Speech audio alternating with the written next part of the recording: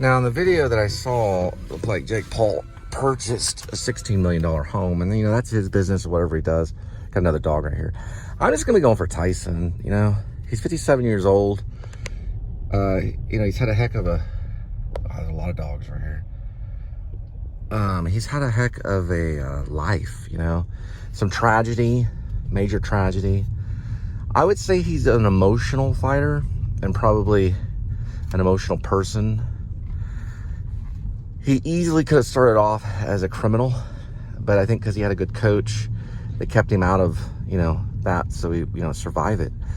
I do need to do a little more research because I've only seen documentaries back in the day, and you don't really sit there and take notes and you just kind of see what he went through. But I know he would get so emotional before a fight. When he was younger, he'd cry. That's the type of fighter he was. He didn't want to make a single mistake. So it'd make a great biopic on a film, right there with Muhammad Ali film.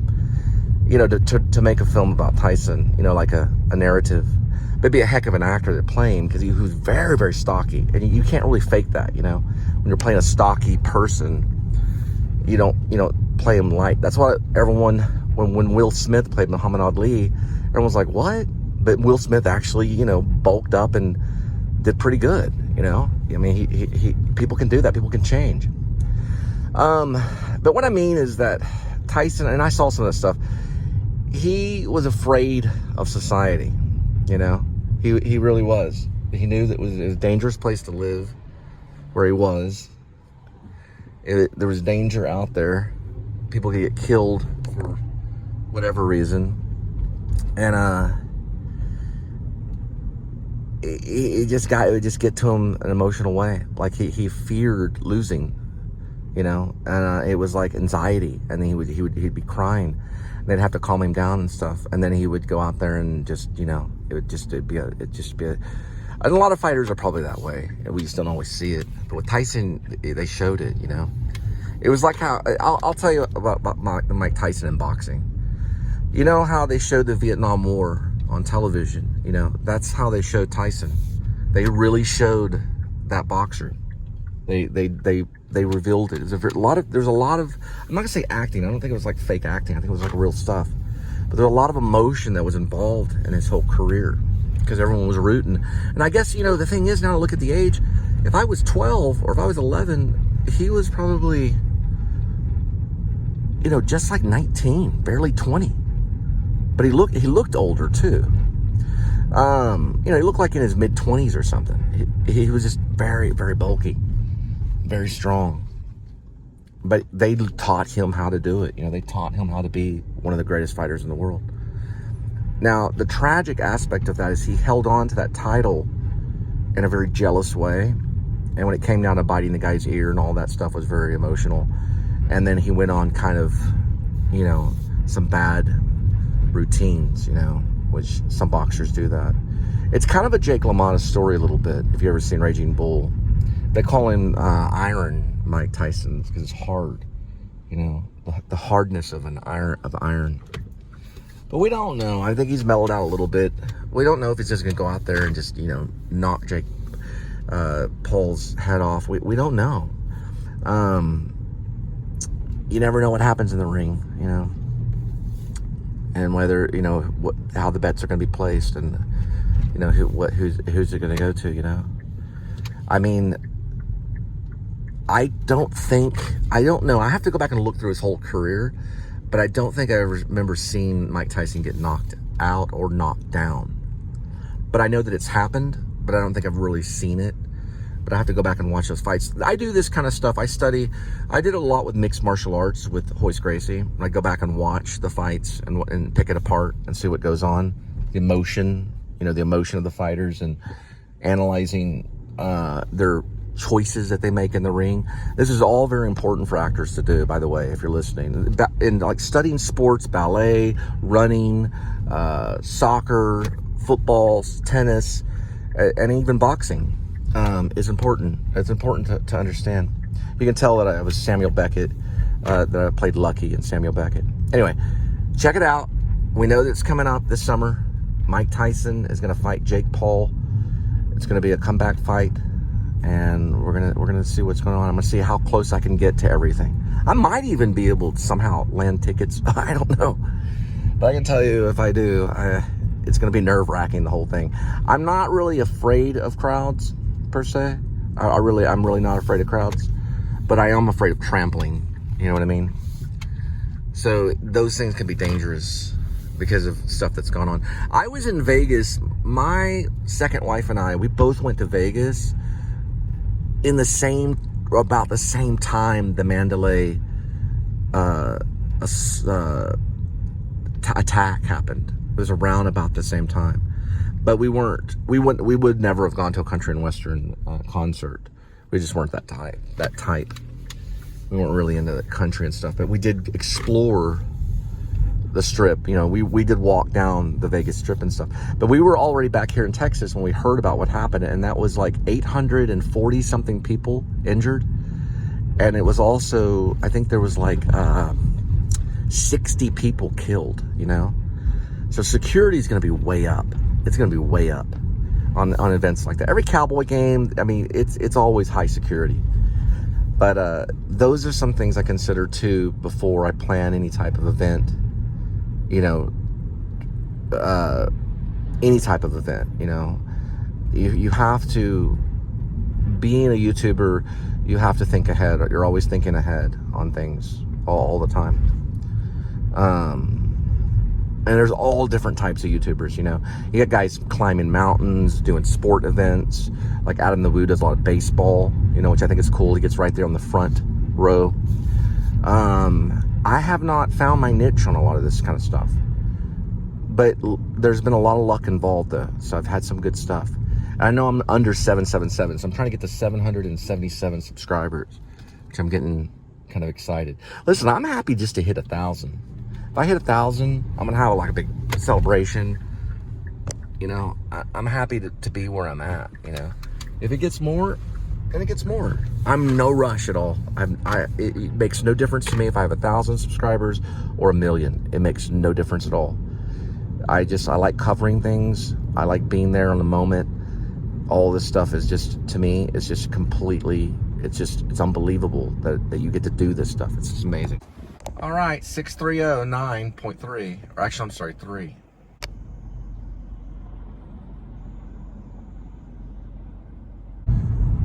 So one of these vlogs will probably be Mike Tyson or Jake Paul, ? And then Tyson coming to Texas. That's probably what it's going to be. I'm thinking maybe Arlington. That's Google. This is going to be July, right before my 51st birthday. It's gonna be a bit major coverage. Now, here's one thing I'm concerned with is Jake Paul gonna live stream it? Because all you gotta do is hand his phone to somebody and live stream. They'll give him live stream capabilities. That way he can cover it on his channel. Everybody will be able to watch it. Now, he may or may not do that because he's gonna get a big cutback from whatever. If it's gonna be Netflix, yes, Netflix is showing it. Yeah. If it's Netflix is going to pre-record it or Netflix is going to go live, this could be a live Netflix opportunity. Are we going to go live? Is it going to be pre-recorded? You know, regardless, is he going to stay true to his YouTube and live stream? We don't know. You know what I mean? Because that's his channel. He should be able to do whatever he wants on his channel. So, you know, we've got like thousands of people on a live stream. Kind of crazy. He could do it, though. He could live stream his channel for the fight, hand it to a friend, and they just record it. The thing about today's society, you know, anybody can just jump up and be Howard Cosell. You know, they don't even have to sound like Howard Cosell or whatever his name is. Howard Cosell. Howard Cosell. We're here at the ring in Arlington, and all the, you know, the guy that talked like that. Anybody can just jump up and be a reporter. You know, if that's what they want to do. They can't hold them back. Not anymore. They used to could. You have to sign all these contracts. All some. Nah, you don't have to do any of that. Not with social media. So you can post on your YouTube page, you do a full-on article, just like you do in the New York Times. A lot of people, you only read New York. Some people only read Facebook news. They don't even read the New York Times anymore. You know how many subscribers the New York Times is trying to get a hold of? They've lost a lot of business. Papers are barely printed anymore. You know, it's all online news. Same thing with sports events and stuff. People will easily go to a YouTube channel far before they'd go to CNN. I mean, listen, you see a YouTuber walking around, they're a threat to CNN. They're a threat to all the big studios because people get that information quicker, you know? They just press live stream. Yeah, it's amazing because of YouTube and I guess maybe solely YouTube. I mean, a few other platforms, but it's amazing that, you know, no restrictions whatsoever. And that truly shows what country we're broadcasting from, which is the First Amendment country, which is, you know, the country with the Constitution. You know, it truly shows. I'm trying to get this right. I don't even know. I'm going to take that risk right there. But it truly shows, you know. And let me tell you, I mean, it really does help in sporting events and things like that, and some concerts, big time concerts. I've seen so many concerts on YouTube, and it's not like the best recording ever, you know, it's not like a professional, always professional stuff, but it's easy access and it's, you know, usually free. So, and these mics are pretty good on these things. The mics are not too bad. Anyway, so 2 big events coming up, I think. One's going to be Civil War, which is a big old blockbuster with Kirsten Dunst. It's going to be about a civil war happening within our own country. It's a movie. It's all going to be a blockbuster. And, of course, the Tyson fight, which will be on Netflix. It's going to be a big deal. So, 2 big things to look out for. 2 big reviews. Oh, man, this is the Depot. It's a nice little apartment complex here. But it wants me to go on the outside of it. I'm trying to think if it's the same. Okay, they want to call. So there's chicken heads or Cajun fried chicken. Depot.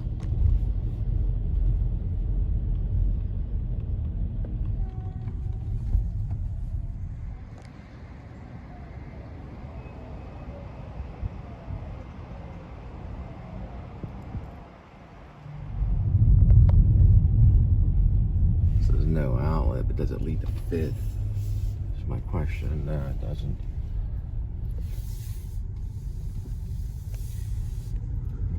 I gotta find how it's gonna lead to 5th.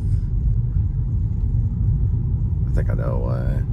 It's like, I think it's like an insurance place. This person had like some kind of number. They're probably super busy or something. But I think it's an insurance. I think it's an office. I think I know where it is. It's like this little alleyway. Actually, this little alleyway would look like a really good place for to shoot a scene for what is it? My indie film, A Cat Named Crook. This alleyway is actually really cool. It looks kind of like a film set a little bit. When I looked at it, I was like, hey, this would be like a good filming location. And I don't know if it's going to be in the same area, but it looks literally like a movie set. But it's like an alleyway. I'm trying to think if it's down, if this way would take me there. That takes me to the Depot. Okay. I called and she said she was not at the Depot. So this little, yeah, none of those. And what's weird about the Depot is it doesn't take you there unless you go through like a gate. I'm trying to figure out where and how you get to 5th.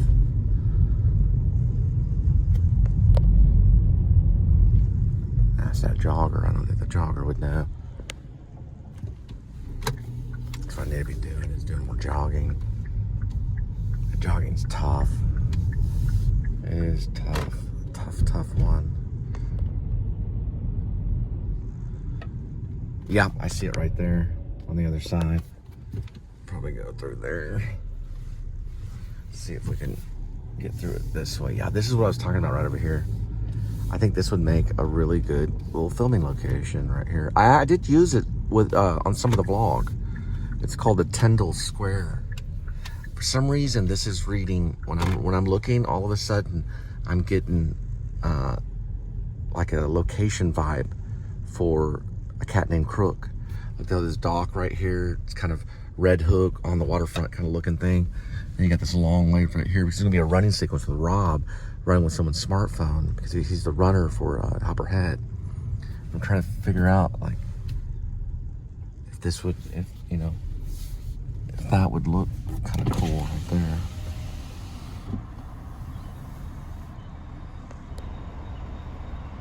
I thought maybe look at it a little bit longer. I do like this Tyndall Square area though. There's some stuff, cool stuff around in there. Some tracks right here. Look kind of cool. Reserved parking right there. Still a good sign. Yeah, there's some shots of the city this way. This might be something. You got a train yard right over there.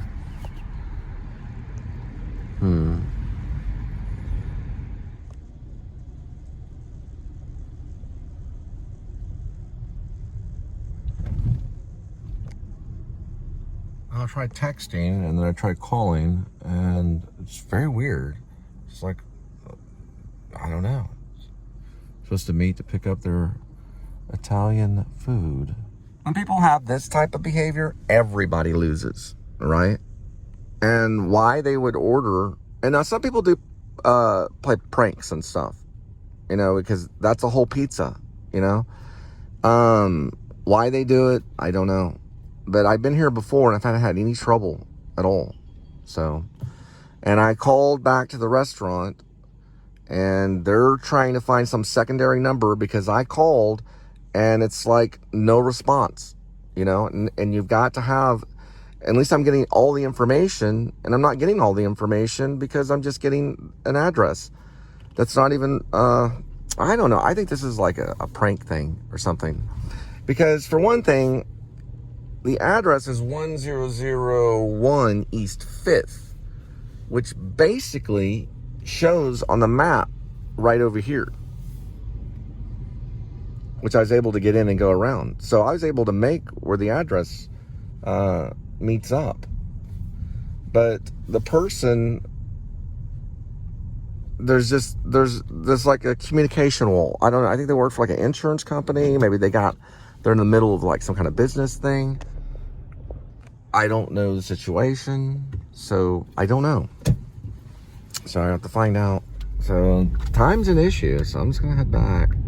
So I don't know. You know, what can you do? You know, if they're supposed to meet up, this was supposed to be like a meetup thing.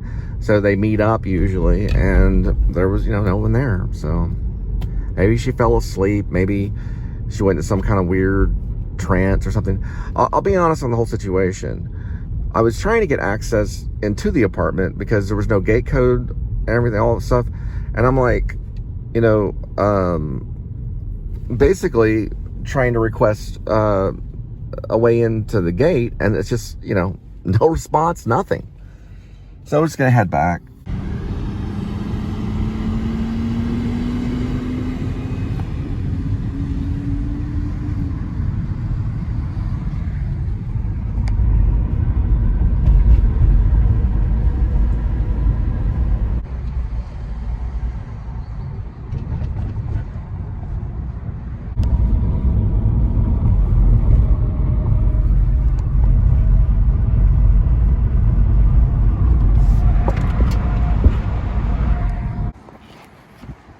All right, 719.7, 3.1, next delivery.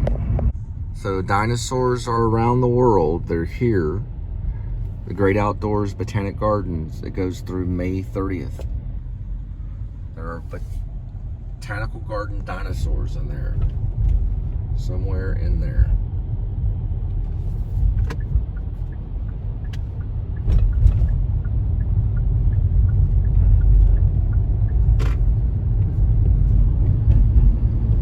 It's like Jurassic Park beyond that fence, supposedly. I don't know, I haven't seen it. It's like $12 to get in.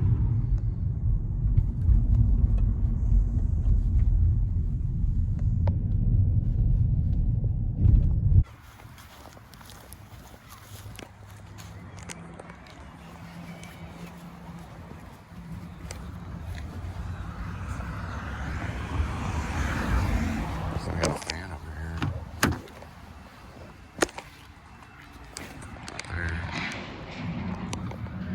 I think he recognizes the show. Starting to get a local gathering. All right, next delivery, 724, 2.7.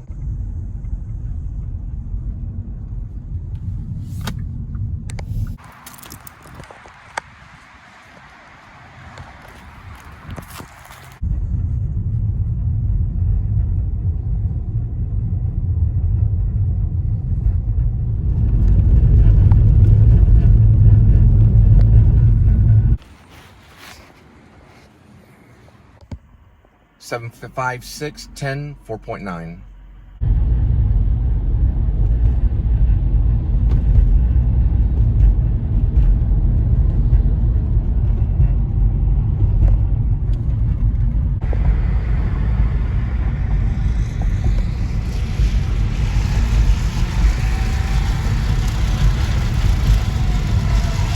Weird, because they drive all day most likely, and then they spend, I don't know, an hour of the day driving a go-kart, which is smaller than the vehicle that they drive.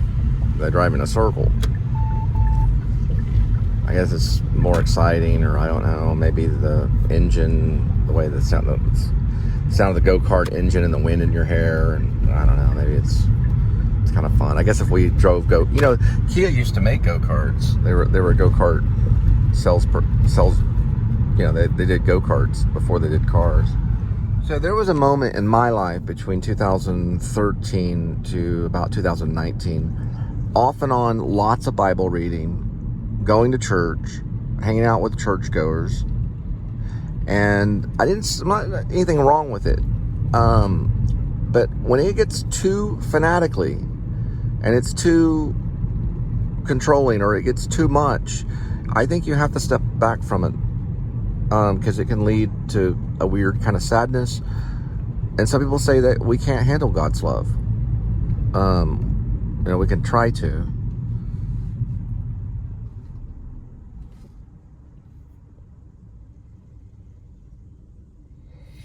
But here's how I honestly feel, and I haven't talked about this, about the whole Once in a Lifetime series. Artistically, it pretty much crushed me almost completely, like a grape. And the only thing I could draw from ever as an artist was my own life. Or I felt like I wasn't really doing anything. I know there's these sci-fi people, there's like George Lucas and Spielberg and stuff, and they write about this alien in the front of a bicycle basket flying over the moon, or flying past the moon. And Lucas will write about a lightsaber, and Luke Skywalker and Darth Vader, and they've got all that right there. But I think some of that may be somewhere in the mix coming from their life to a certain degree. They can certainly escape it. But I felt at that time that my life was about being preachy. And the one thing I don't agree with the church per se is they sometimes say in weird ways that these people, and they don't really always use the word people, but these groups over here are wrong. And this is the reason why, and I think that's wrong. I think that's a deadly way to deal with the church today. When you're pointing and saying they're wrong because of this. Because that's going to get you on the side of nearly almost kind of the point of what's like murder.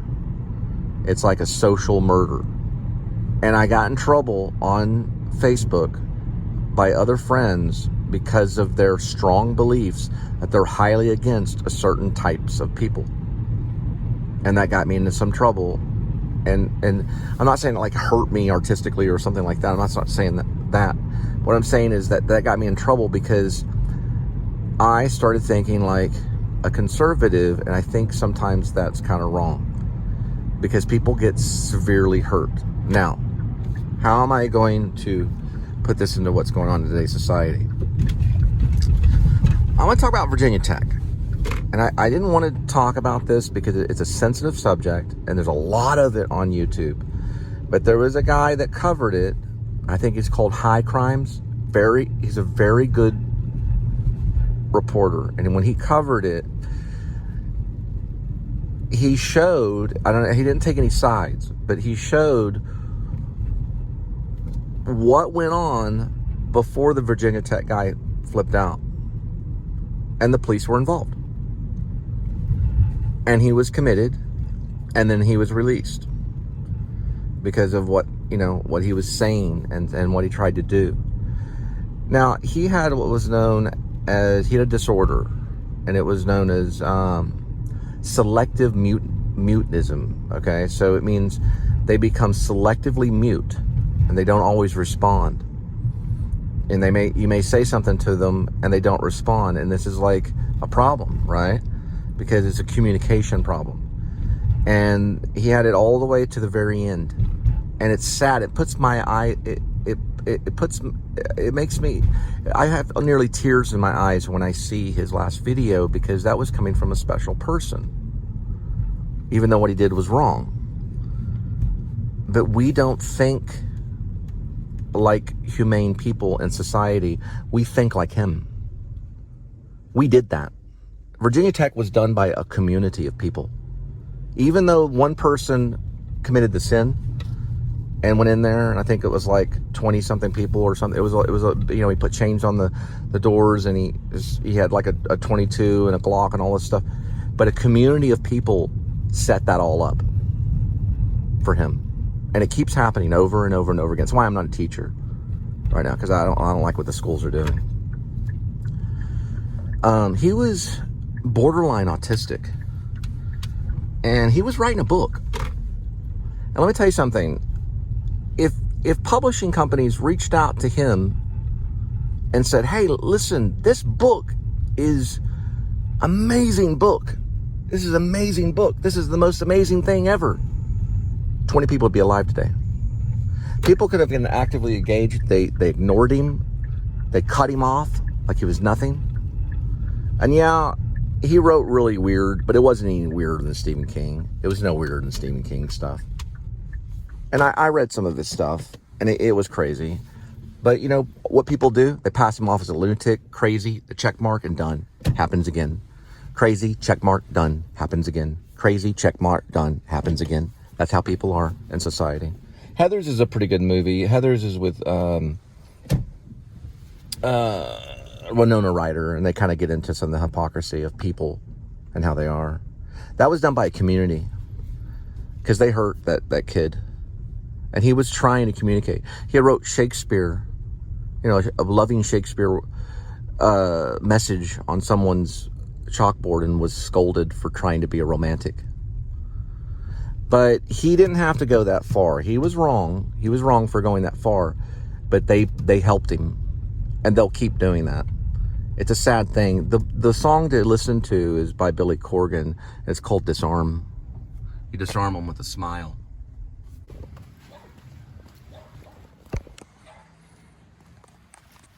All right, 809.4 1.2.